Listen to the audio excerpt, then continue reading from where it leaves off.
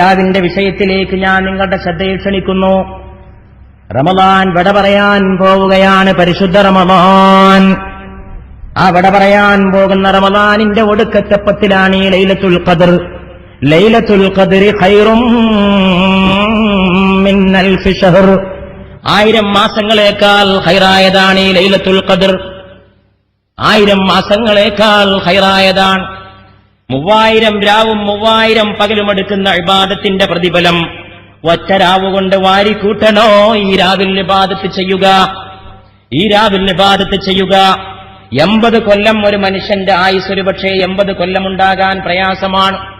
Indian average age 60 വയസ്സാണ് ഒരു ഇന്ത്യക്കാരന്റെ ശരാശരി ആയുസ്.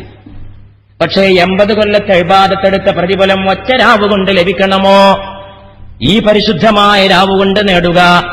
ലൈലത്തുൽ ഖദ്രി ഖൈറും മിൻ അൽഫി ശഹർ. 1000 മാസങ്ങളേക്കാൾ ഖൈറായതാണ് ഈ ലൈലത്തുൽ ഖദ്ർ.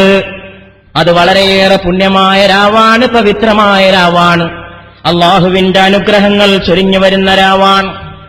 പക്ഷേ ലൈലത്തുൽ ഖദ്ർ വരുമ്പോൾ സന്തോഷം നമ്മുടെ മനസ്സിൽ ഉണ്ടാകുന്നു. എന്താണ് ഈ ലൈലത്തുൽ ഖദ്ർ?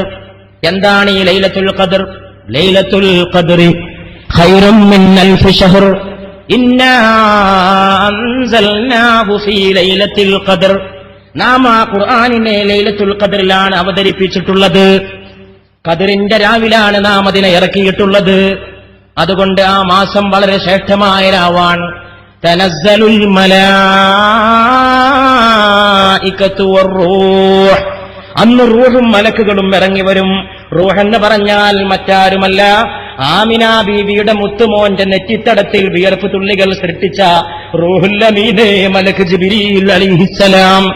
ആ ജിബ്രീൽ ഇറങ്ങി വരുന്ന രാവാണ് ലൈലത്തുൽ ഖദ്ർ. അത് ഇന്ന് രാവിൽ കോട്ടക്കൽ കുറ്റിപ്പുറത്തെ ചെനക്കലെ പാറപ്പുറത്തിറങ്ങുമോ? ജിബ്രീലിന്റെ ചിറകടി കൊണ്ട് എന്റെ സഹോദരങ്ങളെ നിങ്ങളുടെ കൽബുകൾ തഖ്വയുടെ പൂക്കളെ വിരിയിച്ചെടുക്കുമോ?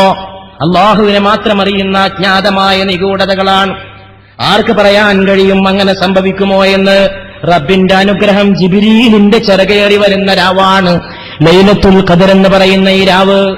പരിശുദ്ധ റമളാനിന്റെ വിട പറയാൻ പോകുന്ന ഈ മനോഹരമായ രാവ്, ഒടുക്കത്തെ 10 നിങ്ങളതിനെ തിരയുക എന്നാണ് മുത്ത് നമ്മോട് പറഞ്ഞിട്ടുള്ളത്.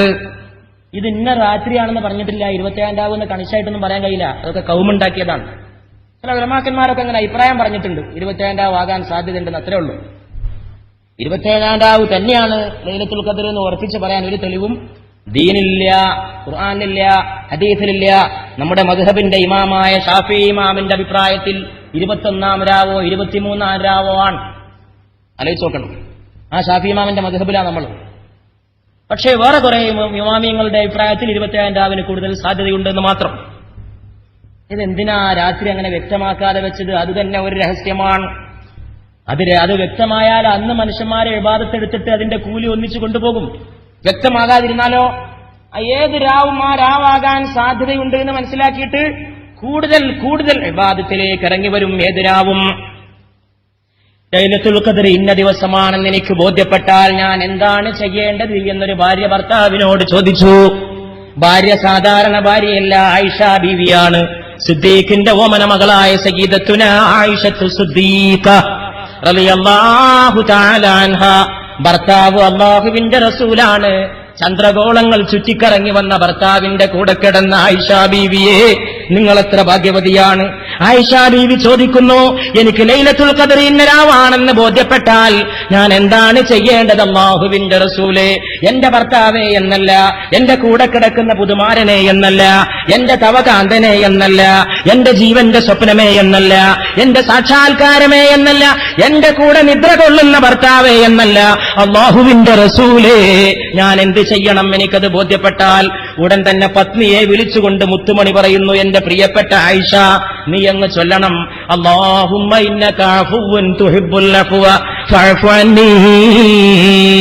അല്ലാഹുവേ, നീ മാപ്പ് ചെയ്തു കൊടുക്കുന്നവനാണ്, നിനക്ക് മാപ്പ് ചെയ്തു കൊടുക്കൽ ഇഷ്ടമുള്ള കാര്യമാണ്, അതുകൊണ്ട് നീ എനിക്ക് മാപ്പ് നൽകണമേ എന്ന് ആയിഷ നീ പ്രാർത്ഥിക്കണമേ എന്റെ ആയിഷ എന്ന് റൂഹുൽ അമീനായ ജിബ്രീലിന്റെ വഹി ഏറ്റുവാങ്ങിയ മുഹമ്മദ് മുസ്തഫ സല്ലല്ലാഹു അലൈഹി വആലിഹി വഅസ്ഹാബിഹി വസല്ലം തന്റെ പ്രിയപ്പെട്ട പത്നിയെ ഉപദേശിക്കുകയാണ്. ലൈലത്തുൽ ഖദർ. ഭാര്യയ്ക്ക് പോലും പറഞ്ഞു കൊടുത്തില്ല, സ്വകാര്യമായിട്ടെങ്കിലും അത് ഇന്ന രാത്രിയാവും.